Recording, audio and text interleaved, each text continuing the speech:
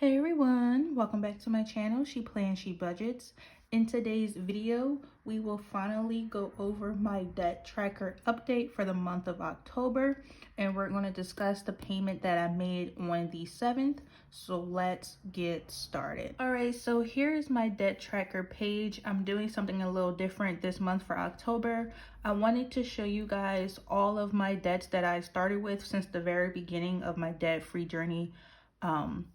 Debt-free journey. So I took it all the way back to when I was starting to pay off my medical bills. So this is everything at a glance minus my mortgage. So as you can see here, I did have 5 medical bills right here. And just to give a quick backstory, this was back in December of 2017. I was having really bad stomach pains that stems from my menstrual cycle, and it was just like very, very extreme, this particular period cycle. So, you know, I needed to go to the hospital. Do I regret it? Looking back, yes, but at the same time, I don't have the biggest tolerance for pain. So this one time it was just very extreme. And then these are the 5 medical bills that came with that. Now, with these medical bills, I did use my health savings account that I had at the time to pay off the first 3. And then the other 2 took a little bit longer. It took maybe like a year. No, actually 2 years after the fact. I didn't pay medical bill 4 and 5 off until January of 2019. And again, the incident occurred December of 2017. So actually, no, that's just a little over a year, not 2 years. So basically, you know, the first 3 bills came right away, so I paid them off. But then the other 2 came and they were like broken in half. So it was looking like one of these bills. So I'm thinking they were duplicates or something. So I was ignoring them. And then once they kept calling and convincing me that they're not duplicate bills, they're actually separate, is when I said, okay, well, they're going to have to just wait till I build back up my health savings account to pay them off, which occurred in January of 2019. Also, during the year of 2018, like when I first paid these 3 off, I was having so much trouble keeping my credit cards paid off because I paid these off about 3 times now. So 2018 was very, very rough with my debt-free journey. So that's why I really say it started in January of 2019, because that's when I got serious about it. Because 2018 was a struggle, and then I like gave up like a few months into the year. So obviously those bills didn't have an interest and no minimum payment. It was just pay it all. So eventually they all got paid. And then with the credit cards, what helped me to finally pay these off and leave them paid off is I was thinking about how much money I put on my credit cards and how much of that money could have went towards my student loans, because looking at my student loans as a whole was like ridiculous at the amount. Like, you don't realize how much you're borrowing when you're borrowing it, but once you write it all down and see how much you borrowed, it's like gut-wrenching. And I was so scared about paying these loans off because I was convinced that I couldn't. But obviously I made it to the point where I am now, where I'm almost done. And you really got to just take it one loan at a time. I definitely understand why Dave Ramsey suggests to pay your smallest debt first, so that you don't get burnt out paying off your biggest debts. You can get that immediate gratification. So that's what inspired me to pay my credit cards off and leave them paid off so I can move on to the humongous student loan debt that I had. So I struggle with the credit cards. Again, look at this interest rate, 26.99 for both of them. Like, these balances were pretty low compared to the full amount on the card once I paid them off. But I'm telling you, I maxed these cards out 3 times and paid them off 3 times. And this was just when I finally decide enough is enough, because I was remembering, like, girl, you got a lot of student loans. You're never going to get to them if you keep playing around with these credit cards.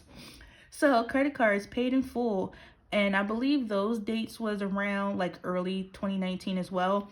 I will show you the the dates in my debt tracker section, like the colorful tracker section. So yeah, so that's why I ended up paying those off. Then the PSL loans 1, 2, and 3, those are my private student loans with Discover. I took out 3 of those just to help pay off a couple of semesters that I was had towards the end of my schooling. And those had various interest rates. I think they actually were even variable. I think maybe one of them was fixed and then the other 2 were variable. So when I signed up for those loans, didn't know the difference, variable, fixed. So those interest rates was going up and down, up and down, up and down. I didn't understand why. But I know now, like, don't ever take a variable interest rate. Take a fixed, and hopefully you can get it as low as possible. For student loans or any type of loan, try to get the lowest you can get. So anyway, yes. So with my private student loans, I was able to pay those off myself with like my regular paychecks. But when it came to private student loan number 3, this is when I took out my 401k loan, which is down here, the $15,000. So I used that to pay off this loan, and I used it to pay off the interest that was sitting on Great Lakes loans number 1 through 8. So Great Lakes has my 8 loans like broken into 8 different loans, but it's one account. So the account had over $9,000 sitting on it just from interest. And I was so disgusted and so discouraged because I'm thinking all of my little minimum payments that I was making throughout the years since graduating was going straight to interest, and it was never hitting the principal. So when I realized that's what was happening, I was just so scared.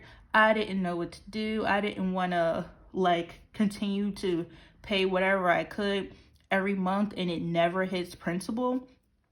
And it would only just go towards the interest. I don't know how long it would have taken me to pay it off as far as like just paying towards the interest until I caught up. But I just didn't even want to go down that route. So the route I did take was I took out the 401k loan and I used it to pay off my private student loan number 3, and then the interest, the $9,000 interest that sat on this account, to bring all of these loans back to the principal balances so that when I resumed my snowball and monthly minimums, that it would hit principal and the interest. So that's why this loan was born. It was like a mental thing. I don't recommend that it's necessary or anything, but just at the time when I was making the decision, those are the reasons why I came to that decision. And the interest rate on that was like 5.5%. And you see all the various interest rates I had for the Great Lakes. So that's just why I chose to do that, because I didn't want to pay money strictly to interest and not ever see a dent in my account, or at least not for a long time. Either way, I think I would have got to the same result. That was just how I thought about it, because I was at the beginning of my journey and I was like, what the hell did I do to myself, basically? So my Perkins loan, that was a loan taken out through my school directly for 5% on the interest, and I ended up paying that loan off too. I actually borrowed, I remember borrowing $5,500. I guess at the time of starting this debt-free journey, I managed to get it down to $3,800. So that's pretty good as far as that loan. But the Great Lakes loans, those were not going down. They were just going up and up and up and up and up. And again, I took out the 401k loan to make it, in my mind, easier. All right, so then the last bit of loans was Great Lakes, and those loans all went for school. So that's why those were taken out. You guys see me pay off some of these loans. I forget the last one we paid off together in like, I think it was March of this year. But as you can see, I left off in March with $10,000, and I had just Great Lakes loan number 4 and 5 remaining. And I also wanted to mention too, in case I didn't say, this first column here, DFJ, is my debt-free journey balance. So when I decided to start this journey and to pay off my loans or my debt, these are the like starting amounts I had at the time. Originally, I showed you guys $74,025.29. And that's because I never was including my 401k loan. And even in my trackers in the back, you'll see that this loan wasn't a part of that. Now that I've decided to show everything, that's why my debt total was $89,025.29. Just wanted to mention that real quick. And then this starting balance column is for October of this year. So I started the month off with $10,000 remaining in my student loans for Great Lakes loan number 4 and 5. And then my 401k loan balance was $8,510.18, which totaled $18,510.18. So what I did was I was saving my money between April and September. If you guys recall, I was doing a debt savings challenge between April and September. So the goal was to have $10,000 at the end of September, and I ended up with $9,700. So I used that money to make 2 payments along with some additional savings that I had. And I will talk about the additional savings in a separate video, so stay tuned for that. But as far as the debt savings challenge, I used that money to make a payment towards Great Lakes loan number 4 for $3,040.58. And that loan is now paid in full. Whew, I'm so happy. It's been on a 0% interest along with Great Lakes loan number 5 since the beginning of, the forbearance that is currently, the government forbearance that is on. So no minimum payment was due, but I ended up paying it off. And then for number 5, I still haven't touched it. So it's currently still covered in the forbearance, so no minimum payment is due. And that balance is still at $6,959.42. And then for my 401k loan, I also decided to take the plunge again and pay that off as well, in the amount of $8,405.78. Again, that's more than the $9,700 that you guys watch me save, and that's because I pulled other savings that I have to make this full payment of $11,446.36.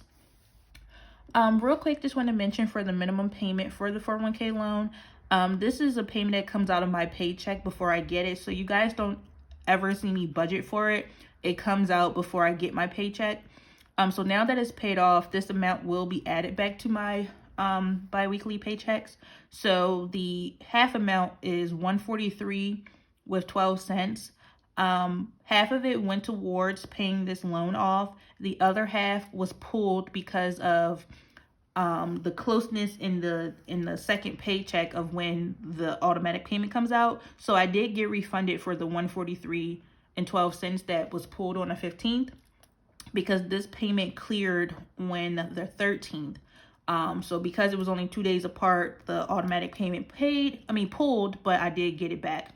And I just moved that money to savings as well. I believe I will show it in my Paycheck 3 budget, so stay tuned for that video. So that's how I was able to make these 2 payments. So basically I went from $89,000 to $6,959.42. And the plan for this loan is to pay it off. I'm debating whether or not I want to do it by the end of this year, because I really, really, really want to buy a new car. And I'm trying to stay responsible and do what I need to do, even though I'm so close to being done, like just under $7,000 left in debt outside of my mortgage.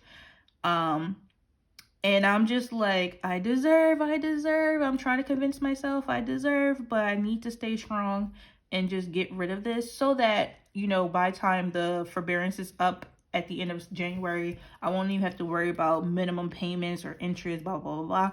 So that's like what I hope to do, is just to pay it off by the end of the year. But I will be honest, it's a good chance that I might just get the car instead, because I really want a new car. I've been wanting it for years now. My current car be acting funny when she wants to. So, it's like, all right, girl, you want to keep acting up? I'm gonna trade you in. So I'm still going back and forth with that. So what I'm going to do now is just continue to save by December, see what I want to do. Do I want to just take the plunge again and just pay this off, be done forever with all of my debts, or do I want to make a nice down payment to a new car? Because again, I deserve. So yeah, so that's my debt right there. Right. All right, so before we go, I just wanted to give you guys a quick percentage of where I'm at. So if we take the $6,959.42 and divide that by $89,025.29, we see we have, what's that? 7%. Let me minus that by 1. All right, so I'm at 92% complete. So let me see how much I paid off. 89, 25, 29 minus 69, 59, 42. So over $82,000 paid off.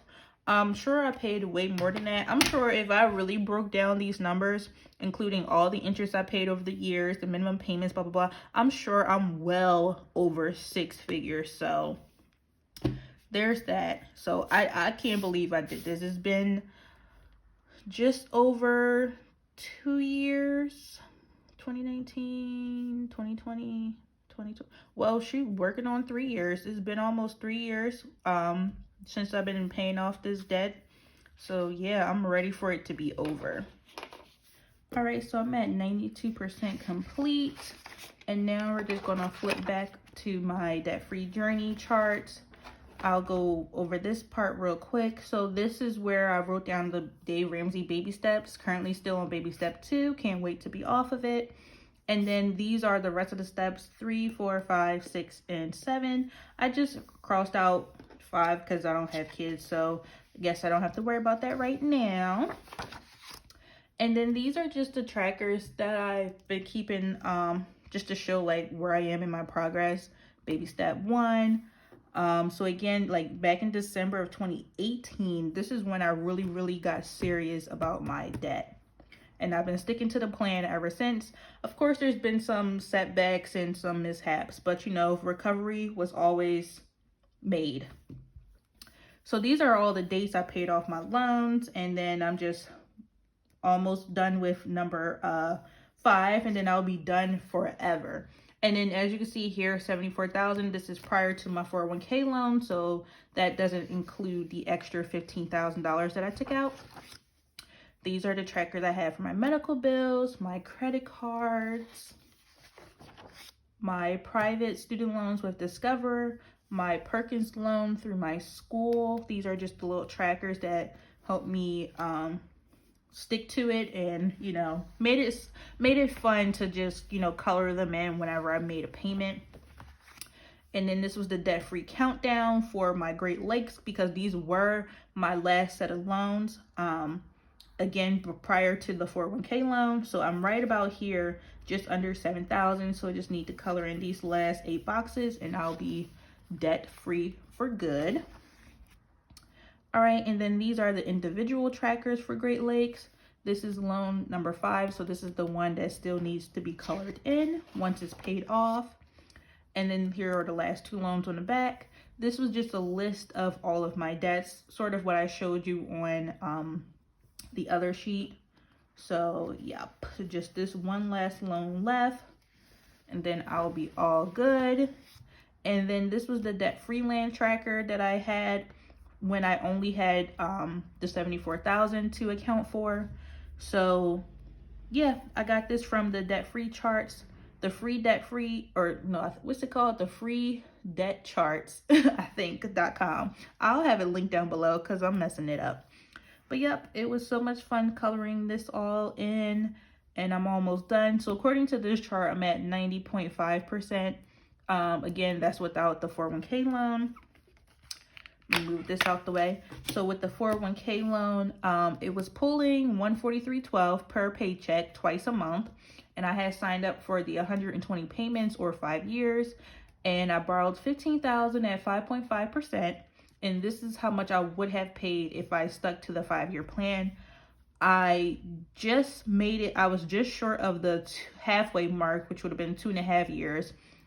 So right between paychecks 1 and 2 of October is when I decided to just go ahead and pay it off. So that's why I colored all of this yellow, and the payment went through for the 12th and it finalized on the 13th. So that's when this loan was paid off. And so then I had printed out a new chart to include the extra $15,000.